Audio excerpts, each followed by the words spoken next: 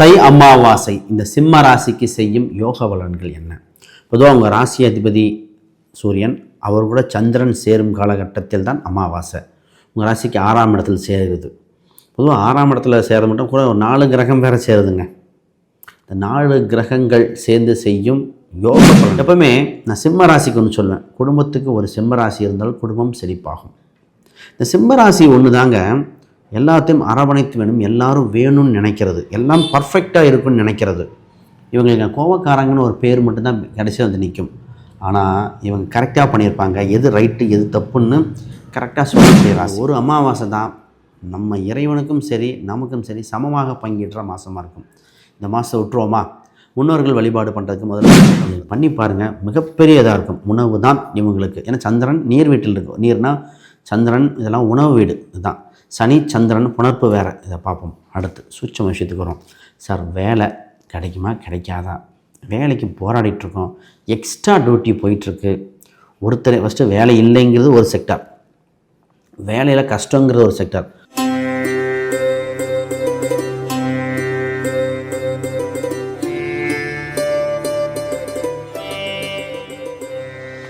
ஜோதிட யுகம் நேர்களுக்கு அனைவருக்கும் வணக்கம். நான் உங்கள் ஸ்ரீ சுபம் விஜயகுமார்.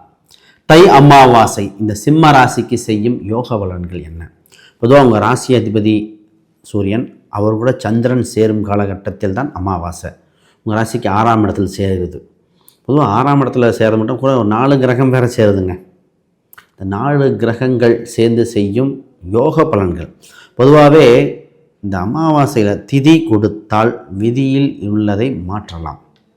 நமக்கு காலங்காலமாக மாற்ற இருக்கக்கூடிய விஷயங்கள் ஒரு மாற்றணும், ஒன்று எல்லாமே நெகட்டிவாக இருக்குது அப்படின்னா முன்னோர்கள் ஆசீர்வாதத்தாலும் குலதெய்வத்த அருளாலும் மாற்ற முடியும். அதுதான் இந்த திதி.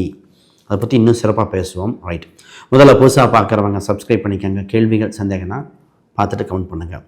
எப்போவுமே நான் சிம்ம ராசிக்கு ஒன்று சொல்லுவேன், குடும்பத்துக்கு ஒரு சிம்ம ராசி இருந்தால் குடும்பம் செழிப்பாகும். இந்த சிம்ம ராசி ஒன்று தாங்க எல்லாத்தையும் அரவணைத்து வேணும், எல்லாரும் வேணும்னு நினைக்கிறது, எல்லாம் பர்ஃபெக்டாக இருக்குன்னு நினைக்கிறது. இவங்களுக்கு கோபக்காரங்கன்னு ஒரு பேர் மட்டும்தான் கடைசியாக வந்து நிற்கும். ஆனால் இவங்க கரெக்டாக பண்ணியிருப்பாங்க, எது ரைட்டு எது தப்புன்னு கரெக்டாக சொல்லக்கூடிய ராசி. ஏன் குடும்பத்தில் ஒரு சிம்ம ராசி வேணால் சூரியன் மட்டும்தான் அனைத்து கிரகங்களுக்கும் வெளிச்சத்தை கொடுக்கும், அந்த கிரகங்கள் பிரதிபலிக்கும். அப்போ சிம்மங்கிறது சூரியனை குறிக்கும். இந்த ராசியோட பிரதிபலிப்பே குடும்பத்தில் ரிஃப்ளெக்ஷனாக இருக்கும். முக்கிய முடிவுகள் எல்லாம் சிம்ம ராசி இல்லாமல் இல்லை. இந்த கடைசி பையன் கடைசி பொண்ணு அதெல்லாம் கிடையாது. இவங்க சொல்கிறதான் நடக்கும், எந்த வகையாக இருந்தாலும். சிம்மம் ஒரு விஷயத்தை ஆள பிறந்தது சிம்மம். அது நாட்டையாக இருக்கலாம், வீட்டையாக இருக்கலாம். பார்ப்போம். பொதுவாக திதி கொடுக்கிறதுங்க ரொம்ப ரொம்ப முக்கியங்க. உத்தராயண காலகட்டம் வருது, உத்தராயணம் தாட்சாயணம் இருக்குது. இப்போ வடக்கு நோக்கி சூரியன் நகருதல்னு அர்த்தம்.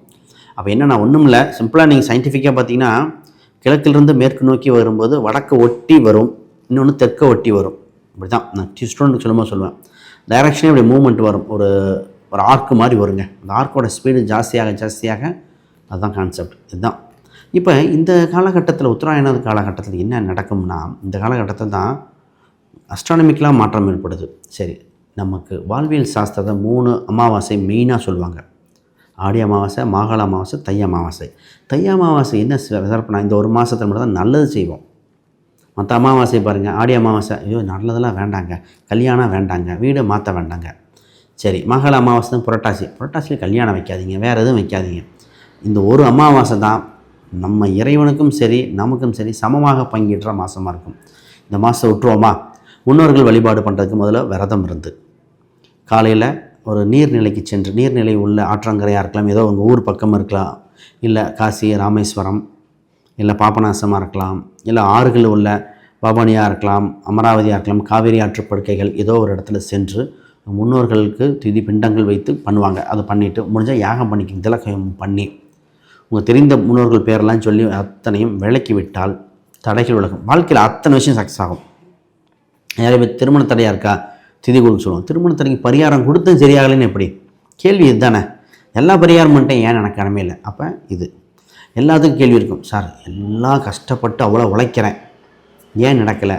அப்போ இது சூட்சம விஷயம். இது இல்லாமல் அப்போ இது குலதெய்வம் 2 அனுகிரகம் தேவை. அப்போ திதி கொடுத்துட்டு அப்போ வீட்டுக்கு வந்து அவங்க உணவு படையெல்லாம் வைத்து அவங்களுக்கு வழிபாடு செய்து விட்டால் சிறப்பாக இருக்கும். இதுதான் இதுங்க. அப்போ வாசலில் கோலம் போடக்கூடாது, ஆனால் இவங்களுக்கு தீபம் வச்சு காகத்துக்கு உணவு கொடுக்குறது. தானமாக கொடுக்க வேண்டி வரும். இந்த தொழிலுக்கு எதுக்கு தானம் கொடுக்கணும்னு வரேன்.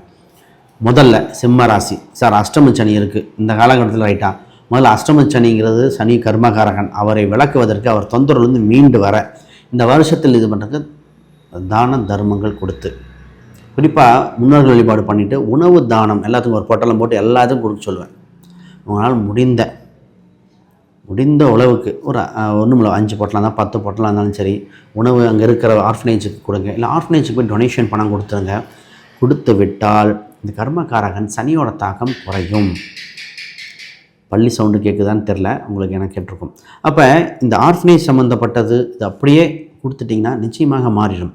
ஒரு சில ஹேண்டிகேப்டுகள் சொல்லியிருந்தேன், இது பண்ணி பாருங்கள், மிகப்பெரிய இதாக இருக்கும். உணவு தான் இவங்களுக்கு. ஏன்னா சந்திரன் நீர் வீட்டில் இருக்கும். நீர்னால் சந்திரன், இதெல்லாம் உணவு வீடு. இதுதான் சனி சந்திரன் புணர்ப்பு வேறு. இதை பார்ப்போம். அடுத்து சூட்சம விஷயத்துக்கு வரும். சார் வேலை கிடைக்குமா கிடைக்காதா? வேலைக்கு போராடிட்டுருக்கோம், எக்ஸ்ட்ரா டியூட்டி போயிட்டுருக்கு. ஒருத்தர் ஃபஸ்ட்டு வேலை இல்லைங்கிறது ஒரு செக்டார், வேலையில் கஷ்டங்கிறது ஒரு செக்டார். முதல்ல உண்மை சொல்லுவோம், உங்களுக்கு வேலை இல்லாதவங்க வேலை கிடைக்கும். எதிர்பார்த்த சம்பளம் இல்லாமல் கொஞ்சம் முன்ன பின்ன இருக்கும், ட்ரூத்து தான். ஆனால் வேலை கிடைச்சப்புறம் வேலை நேரம் அதிகமாக இருக்கும். என்னங்க எல்லாமே நெகட்டிவாக சொல்கிறீங்க அப்படிங்கிறது. சார் ரியாலிட்டி இது. அதுக்கு பரிகாரம் கொடுக்கலாம். ஆனால் உங்களுக்கு வேலை உண்டு, வேலை இருக்குதுன்னு சொல்கிறதே பெரிய விஷயம். ஏன்னா இந்த நேரத்தில் நீங்கள் ஒர்க்கிங் டைமிங்கே மாறும். கொஞ்சம் இரவு நேரம் மாலை நேரம் வேலை பார்க்குற மாதிரிலாம் வரும். இதுதான் சூட்சமாக இருக்குது. இன்னும் இந்த வேலையை பற்றி நிறைய பாயிண்ட் சொல்கிறேன். யாருக்காவது ஜாதகம், பிரசன்னம், வாஸ்து, நியூமராலஜி இது மாதிரி பார்க்கணுன்னா ஸ்க்ரீனில் தெரியுற அந்த எண்களுக்கு தொடர்பு கொள்ளுங்கள். நான் ஒரு புக் ஒன்று பப்ளிஷ் பண்ணியிருக்கேன், modern parts exploring Vedic astrology for today. இது பார்த்திங்கன்னா வேதிக் அஸ்ட்ராலஜியில் ப்ராக்டிக்கல் மெத்தடில் எக்ஸ்பிளைன் பண்ணியிருக்குது. அடிப்படையிலேருந்து அட்வான்ஸ் வரைக்கும் ப்ராக்டிக்கலாக எப்படி சொல்கிறது, இது படித்தாலே ஜோசியத்தில் இது முதல் ஸ்டெப்பு அஸ்திவாரம், ஃபவுண்டேஷன் ரொம்ப முக்கியம். இதை படித்தீங்கன்னா நிச்சயமாக ஒரு மிகப்பெரிய ஃபவுண்டேஷன் இருக்கும். இது நிறைய ஜோதிட குருமார்கள் அவங்க ஸ்டூடெண்ட்டுக்கு ரெஃபர் பண்ணியிருக்காங்க, அவங்க ஸ்டூடெண்ட் வாங்கியிருக்காங்க. சென்னையில் இருக்க ராமானுஜம் இன்ஸ்டியூட்டில் ஜோதிட நிறுவனம் அவர் ராமகருணாநிதியை ரெஃபர் பண்ணியிருக்காரு. சின்னாலப்பட்டி தங்கவேல் ஐயா அவங்க ஸ்டூடெண்ட்டுக்கு ரெஃபர் பண்ணது, அவங்க ஸ்டூடெண்ட் என்கிட்ட பேசினாங்க. சரி, இதில் அமேசான், ஃப்ளிப்கார்ட், கூகுளில் இருக்குது, செக் பண்ணிவிட்டு பாருங்கள். சார் அந்த வேலை சம்மந்தப்பட்ட நிறைய பற்றி பார்த்திங்கன்னா இடமாற்றம் இருக்கும். ஒரு வேலையை வெளியூர், வெளி மாநிலம் இது மாதிரி இருக்கும். இதெல்லாம் பண்ணிக்கலாம். இந்த ராசிக்கு இன்னொரு வாழ்வியல் பரிகாரம் கொடுத்துட்றேன். இந்த திதியை இருக்கிறது ஒன்று வாழ்வியல் பரிகாரம். உங்கள் வீட்டில் இருக்கிற டாய்லெட்டை நீங்கள் க்ளீன் பண்ணுங்கன்றேன். சார் 8ஆம் இடம் கழுக்கு சனி, அதை நீங்களே க்ளீன் பண்ணிகிட்டு இருக்கும்போது அஷ்டம சனி ஒன்றும் பிரச்சனையாக இருக்காதுங்க. தன் சொந்த வீட்டு டாய்லெட்டை தானே கழுவும் பொழுது இந்த ராசிக்கு ஒன்றும் செய்யாது. செஞ்சுட்டு நீங்கள் இப்போ சொல்லணும். அப்போ நிறைய பேர் அஷ்டம சனியில் இப்படி மேலே போனால் அஷ்டம சனியில் பெரிய ஆளானா, ஏனென்றால் அதுக்கு பரிகாரம் வாழ்வியல் பரிகாரமே கொடுத்துட்றோமே. இது சக்ஸஸ் ஆனது பல பேருங்க. ரைட், இப்போ வேலையை பற்றி பார்த்தாச்சு. அடுத்து திருமணம். சார் திருமணம் இருக்கா இல்லையா? ஆல்ரெடி ராகு கேது இருக்குது. இப்போ என்ன பண்ணுறது சார்? முதல்ல ராகு கேது பரிகாரம் செய்ய வேண்டும். இப்போ நம்ம பார்க்குறது திதி கொடுக்கறது தை அமாவாசை பற்றி. தை அமாவாசை 18ஆம் தேதி வருது. முதல்ல தை அமாவாசைங்க இதுக்கு என்ன சம்மந்தம் பார்ப்போம். முன்னோர்கள் ஆசீர்வாதம் இல்லாமல் நல்லது கெட்டது நடக்காது. இப்போ திருமண தடங்களுக்கு இது ஒரு காரணமாக இருக்கும். முன்னோர்கள் வழிபாடு, குலதெய்வ வழிபாடு விட்டு போயிருக்கும். நிறைய பேர்த்து பார்த்திங்கன்னா குலதெய்வம் தெரியலம்பாங்க. சார் குலதெய்வம் தெரியலனா கூட முன்னோர்கள் தெரியும். அப்போ திதி கொடுத்தால் முன்னோர்களை குலதெய்வமாக வழிபடுறவங்க ஒரு சிலர் இருக்காங்க. அப்போ நம்ம குலதெய்வம் பேர் தெரியலனா கூட முன்னோர்கள் திதி கொடுத்துட்டு வழிபாடு பண்ணும்போது அதில் இருக்கிற தடை விலகும். ஏன்னா அவங்க ராசிக்கு 6ஆம் இடத்துல தான் வருது. திருமண தடைக்கு சரியான சிம்ம ராசிக்கு பரிகாரமே பார்த்திங்கன்னா தை மாதத்தில் வருகின்ற அமாவாசையில் திதி. ஏன்னா 12ஆம் அதிபதி வேறு அங்கே இருப்பார். இப்போ பண்ணிட்டிங்கன்னா நிச்சயமாக திருமணம் சம்மந்தப்பட்டது ஏதாவது தெரிஞ்சு தெரியாமல் நடந்தது, பிரிந்தவர்கள் ஒன்று சேருவார்கள். 2வது திருமண வகையிலும் நடக்கக்கூடிய காலகட்டமாக இருக்குது. மாணவர்களுக்கு நிறைய கல்வி படித்து முடித்தோன்னே வேலை கிடைக்க அம்சமாக இருக்குது. மாணவர்களுக்கு பரிகாரம் பண்ணாலும் பண்ணாட்டி நடக்கிற மாதிரி இருக்குது. ஆனால் கடின உழைப்பு தேவை. குழந்தை சம்மந்தப்பட்டதுக்கு பிறப்புகள் உண்டு. பொதுவாகவே குழந்தைக்கு இதுக்காக திதி கொடுக்க வேண்டிய அம்சம்தான். குழந்தை விஷயத்தில் இப்போ முயற்சி பண்ணலாம், இதுவும் நல்லபடியாக இருக்கும். இப்போ பொருளாதார ரீதியாக நிறைய பேர் லோன் கடன் மாட்டிகிட்ருப்பீங்க இல்லையா? பொதுவாக சஷ்டி வழிபாடு நல்லாயிருக்கு. இந்த திதி கொடுத்தாலும் சஷ்டி வழிபாடு, சஷ்டி விரதம் இருத்தல், கடனை அடைக்க இந்த ராசிக்கு பரிகாரம் தாங்க. பொதுவாகவே சஷ்டி வழிபாடு பண்ணால் கடனை அடைச்சிடலாம். பொதுவாக செவ்வாய்க்கிழமை என்று முருகர் வழிபாடு பண்ணும்போது கடனை அடைக்க இது வழி பறக்கிறது. அது உங்கள் ராசிக்கு. இன்னும் உங்கள் 6ஆம் இடம் உச்சம் பெறுகிறது செவ்வாய் தான். கடன் அங்கே அதை வழிபாடு பண்ணும்போது மீண்டு வந்துடலாம். ரைட் சார், பிஸ்னஸ் இந்த பாயிண்ட்டு, பிஸ்னஸ்ஸு நல்லபடியாக போகக்கூடிய காலகட்டம் என்று அகலக்கால் வைக்க வேண்டாம். சின்னதாக இம்ப்ரூவ்மெண்ட் பண்ணுங்கள். ஏன்னா உங்கள் ராசிக்கு 10ஆம் அதிபதி 6ல் இருப்பாங்க. கடன் வாங்கி பெரிய முதலீடு இப்போ பண்ண வேண்டாம். இருக்கிற இதை மெயின்டைன் பண்ணுங்கள். லக்ன தசாபுத்தி ரீதியாக அம்சங்கள் இருந்தால் ஜோதிடம் ரீதியாக பார்த்து டெவலப் பண்ணுங்கள். இதுதான் இருக்குது. வேறு கேள்விகள் சந்தேகம்னா கீழே கமெண்ட் பண்ணுங்கள். அப்பாயின்மெண்ட் வேணால் எங்களுக்கு தொடர்பு கொள்ளுங்கள். அனைவருக்கும் வணக்கம், வாழ்த்துக்கள்.